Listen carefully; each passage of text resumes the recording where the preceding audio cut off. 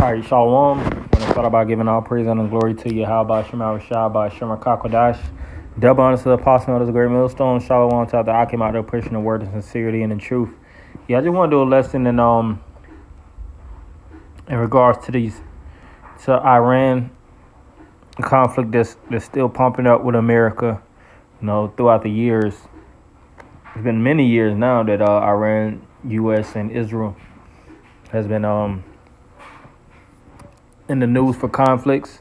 Now I'm on the end of the AmericanDream.com, and on this site they're speaking about a possible bombing. Now we just speak about wars, which this is a rumor, all right, which is biblical. All right, for these guys, you know, they might try to make a statement. This months down the line, a bombing didn't happen. You know, well, the scriptures speak about wars and rumors of wars. Now, you have in a lot of these different, these war generals, these individuals in the Defense Department that's constantly talking about this war that's being pushed to the forefront. You know, which like I said, is in the scriptures. The scriptures speak about Iran as a major contender in this Third World War. So it could happen within the next few weeks. It happen next few months. You know, but nonetheless, we already know it has to happen. All right, as it is written, because the Lord is not a liar. He's not a man that he should lie. So as the bombs start falling on Iran's nuclear facilities, it will instantly be the biggest news story of 2025 so far. Iranian air defenses will need to be neutralized first, and that would be quite an extensive operation all by itself.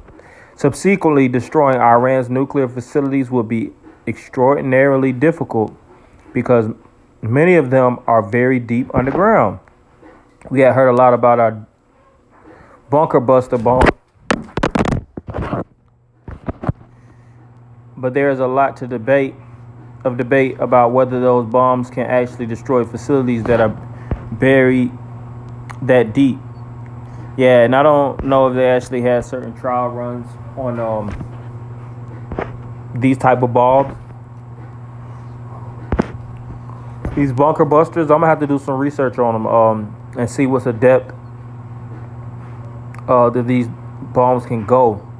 You know, because even with these Iranian facilities, I'm pretty sure they're like you're saying, they're pretty deeply burrowed, protected, maintained. You know, but America has to make a move very, very soon. I just seen a video about how America's pretty much being broken up from all of its allies. You know, so they're losing their allegiances that they had for decades. You know, and it's boiling down to the wire. It says, of course, the moment that the Iranians start getting bombed, they will strike back by hitting Israeli cities and U.S. bases all over the Middle East. At that point, we will be at war with the Iranians, and there will be no turning back. Yeah, and part of that escalation, Russia will jump into the midst. China, you know, like I said, Israel, these American allies. So yeah, it's being anticipated, heavily anticipated by the ones that's in the know. You know, us brothers in the spirit of Yahweh Shema Rashad, we know. So I'm gonna read a little bit of these numbers to see what they're talking about. Number one, the second U.S. aircraft carrier is being moved within striking distance of Iran. Oh, so they're going into different signs on why I guess they speaking in regards. Number two, it is being reported that 6 B-2 bombers have been deployed to the base on Diego Garcia. This represents 30% of our entire fleet of B-2 bombers. Verse 3, yeah, they're not making these moves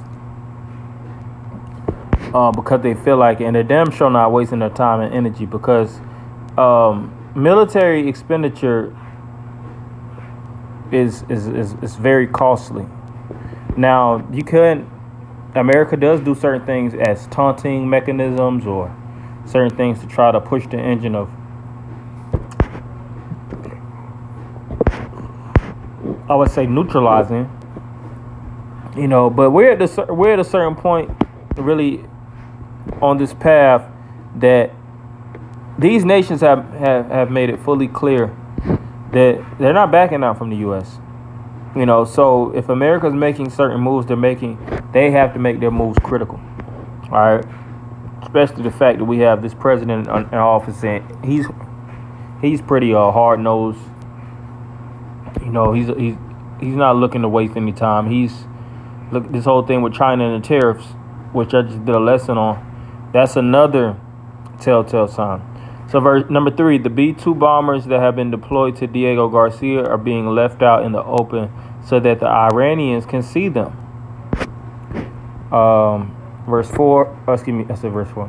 Number 4, negotiations with Iran are scheduled to begin this weekend. The New York Times is reporting that the Iranians are expected to reject President Trump's demands. Woo. So 5, President Trump is warning that if negotiations with the Iranians do not succeed, it will be very bad for Iran. Yeah, and see, these different nations, they have their minds made up. I'm going to read a little bit more. Number 6, Israeli and Prime Minister Benjamin Netanyahu is openly telling us that a military strike on Iran has become inevitable, which is unavoidable.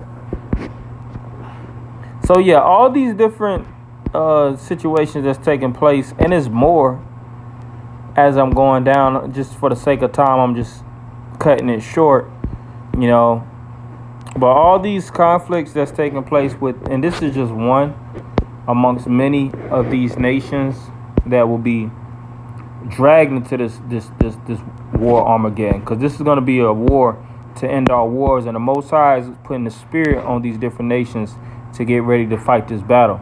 Revelations 11 and 14. The second woe is past, and behold, the third woe cometh quickly, which the woe represents destruction. World War II is from the 40s to 45, and this third World War is around the corner. You even have all kind of signs in the heavens, that's more indications of death, bloodshed, destruction, judgment, and Yahweh Shema Shai, is angry. The scriptures speak about how the Lord is furious. He's furious with the inhabitants of the earth, and he's going to put the spirit on these nations to go to war. America is, like I said, if you, of course, constantly looking at the news, they're really creating bad blood with all nations, even their own allies. So these nations aren't finna hesitate. North Korea, China, Russia, Iran as well. Let the weak say I am strong, which, as it is written in Isaiah 14th chapter. These nations are getting stronger, and they're elevating or advancing their nuclear arsenal, and they're ready to take it there. So just wanted to make it short and sweet, just in the spirit, showing how we're getting closer. We just have to continue on the path, stay in the spirit of Yahweh Shema Shai, and continue to push. So with that, I'm going to end by giving all praise, honor, and glory unto Yahweh by Shema Shai by Shema Kakwadash. Double honors to the apostle of the great millstone. Shalom, Akim.